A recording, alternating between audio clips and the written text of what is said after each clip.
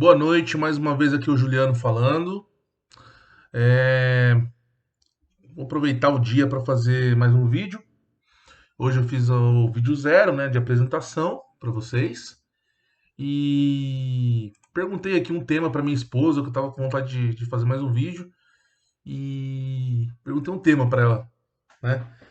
E ela falou gasolina, fale sobre a gasolina. Então eu falei, vamos falar sobre gasolina, vamos falar sobre inflação, na verdade, né? E vamos falar sobre a gasolina e a inflação que está atrelado. Minha esposa acabou de me corrigir aqui. Vamos falar sobre o preço da gasolina. Então vamos lá. Nós estamos num país, né, nesse Brasilzão nosso, que a única empresa que monopoliza esse mercado da gasolina, do petróleo, é a Petrobras. Tem algumas menorzinhas ali que tem alguma concessãozinha ou outra, mas 99% praticamente da nosso petróleo aqui do Brasil, de toda a exploração, refinaria, é da Petrobras. Tem algumas concessões, tem, mas é pouco, perto da magnitude da Petrobras. E o que acontece quando você tem um monopólio? Você cobra o preço que você quiser, entende?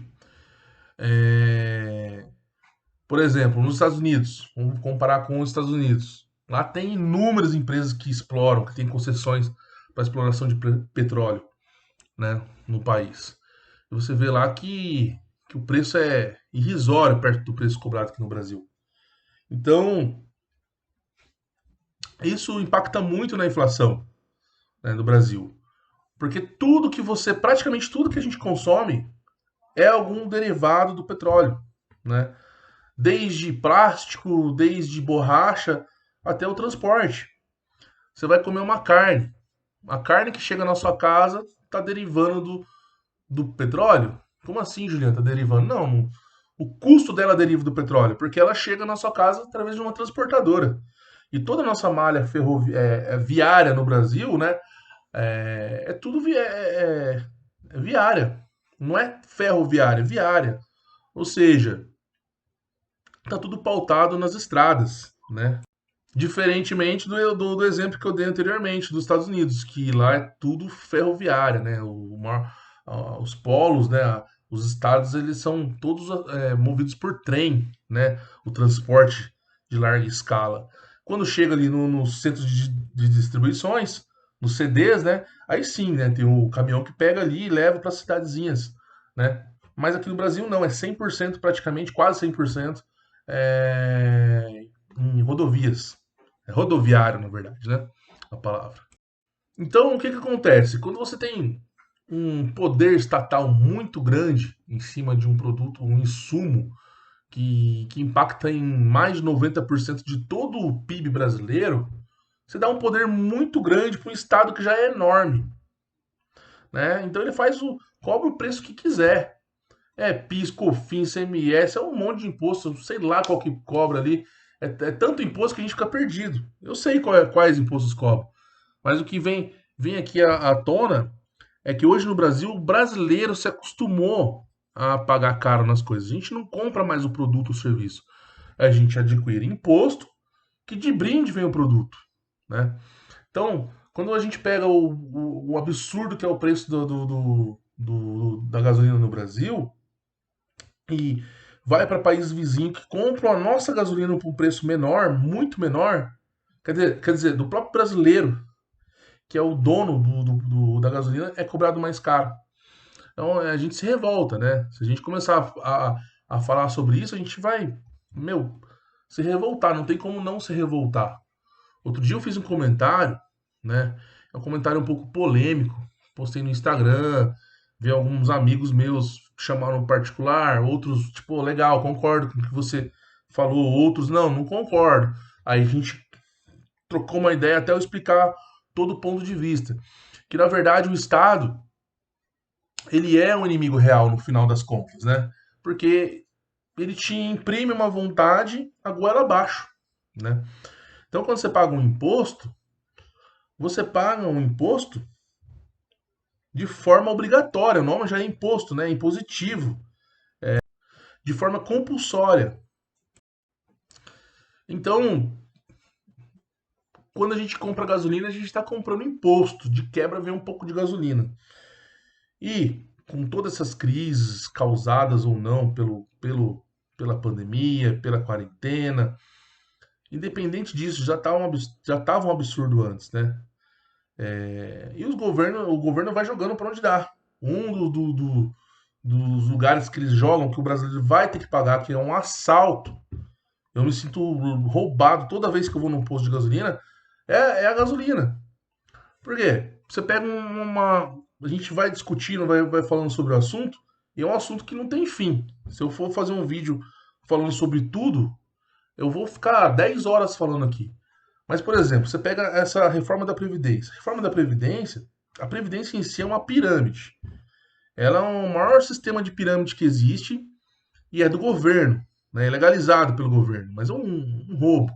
Porque no sistema de capitalização, você guarda, né? O trabalhador vai lá, poupa, e no final da carreira profissional dele, ele vai lá e aposenta e saca o que ele guardou, mais os juros que ele deu para o governo trabalhar o dinheiro dele.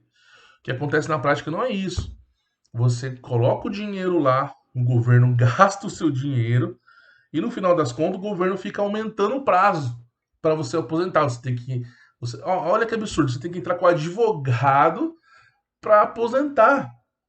E o governo fica protelando, fica colocando mais prazo, mais tempo de serviço para você trabalhar. E a reforma da Previdência foi um grande golpe, porque ela protelou mais ainda, colocou mais tempo. Eu mesmo, sinceramente, não tenho esperança de aposentar pelo INSS, entendeu? Porque a chance de acontecer uma nova reforma da Previdência, de novo, é muito grande. Então, o que, que acontece? Por que, que eu dei essa volta toda? Porque a reforma da Previdência, ela tá atrelada a toda a conjuntura do sistema de imposto do Brasil. Então, jogou para frente a reforma da Previdência. A pessoa que estava aposentando daqui a um ano vai ter que trabalhar mais 4, 5, 10, depende da pessoa. Tem pessoas que têm mais acesso à informação, um advogado bom vão aposentar mais cedo porque vão pagar mais.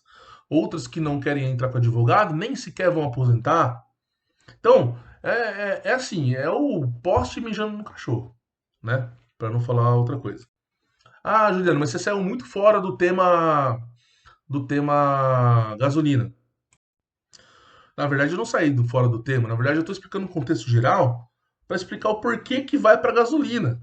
Porque assim, se na previdência do governo, né, que é para o trabalhador, para guardar o dinheiro do trabalhador, o governo vai lá e mete a mão e usa para pagar outras coisas, contas públicas.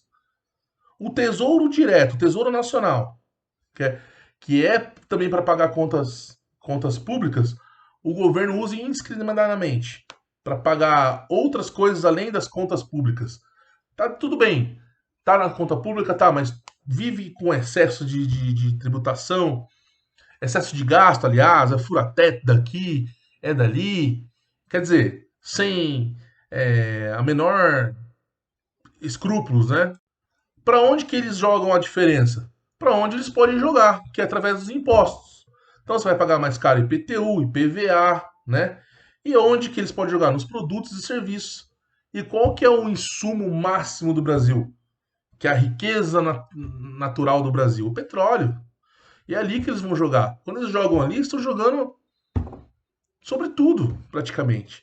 E é ali que eles tiram a diferença para pagar o caviar deles. O caviar, o vinho, as regalias deles. Então, na verdade, o que acontece? Infelizmente, a gente está num país que a corrupção ela tomou conta, ela já é institucional, né? Você vê que não queira depender do governo. Para todo mundo que fala, tem coisas no governo que é bom, sabe? Mas a maioria das coisas já estão corrompidas. Então, não queira depender do governo. Então, eu discorri sobre o assunto gasolina, fui parar na Previdência, fui parar no imposto, mas acho que esse assunto acaba puxando, né? Porque, mas é a alta do dólar. A alta do dólar também está relacionado. Também está relacionado ao contexto macroeconômico, é, decisões que foram tomadas aqui no Brasil que estão sendo arrastadas durante anos, que vai tudo protelando, se somatizando, se somando, aliás, para o que a gente vê hoje de imposto. A conta sempre é o que vai, a pessoa que vai ficando que vai pagar. Os nossos filhos, os nossos descendentes vão pagar uma conta muito alta. Isso não é uma coisa exclusiva só do Brasil, não é. Mas no Brasil, aqui o poste mija no cachorro. Outros países aí que também passaram por quarentena, passaram por dificuldades aí nesses últimos anos aí, tem uma inflação, mas tem uma inflação controlada. Aqui descontrolou. Perdeu-se a previsibilidade da inflação no Brasil. Isso é ruim para todo mundo, né? É ruim para a economia, é ruim para. Cara, é que os políticos eles só querem o deles, entendeu? Tem político que está lá aos 4 anos, querem roubar o máximo que dá e sair fora. Então, nem sei o que falar. A gente vai falando, mas como que a gente resolve isso? O que eu posso passar são estratégias pessoais para as pessoas que vivem nesse país. E não só nesse país, em outros países também, mas a gente tem que tomar atitudes de forma a proteger o nosso capital, a nossa família, para a gente nos blindarmos em relação a esses impactos. Porque, de fato, a desvalorização do real, do poder de compra, ela é nociva ao extremo. Então, o que é, né? Eu estava fazendo uma pesquisa. O que é o poder de compra? Desde que o real foi criado em 93 para 94, tem uma pesquisa que fala que o real perdeu 85% do poder de compra dele. Então, se você tinha R$ 100 naquela época, e você comprava, né, itens, vários itens com esses R$ 100, hoje você compra no máximo 15% desses itens. Então, ou seja, se você comprava 100 itens, hoje você compra só 15 itens, né, com esses mesmos R$ 100, né? Então, o poder de compra da nossa moeda caiu muito, né? Porque é, ela é baseada no dólar, todo o nosso comércio está baseado no dólar, está baseado no comércio exterior, em outras moedas também, mas predominantemente no dólar. Mas não é só o dólar. O dólar é o grande vilão? Não, não é o grande vilão. O grande vilão é a política monetária. É a política monetária, são os governos, né? A forma com que eles lidam com, com o poder de compra. A taxação é indiscriminada no Brasil, né? Você pega, por exemplo, a curva de Laffer, né? Depois vocês pesquisem sobre a curva de Laffer. Ela fala que tem uma determinada porcentagem que não compensa mais cobrar imposto, entendeu? É ruim até para o próprio governo, mas aqui no Brasil parece que é ignorado isso. Parece que quanto mais cobrar, o governo pensa assim, no Brasil, vamos cobrar 100% de imposto? Vamos cobrar.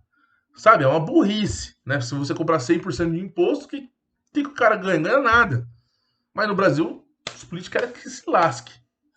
Então, o que eu vou passar, que eu posso passar para vocês são experiências de blindagem, né? De proteção patrimonial, de preservação patrimonial, né? Então, o que acontece também?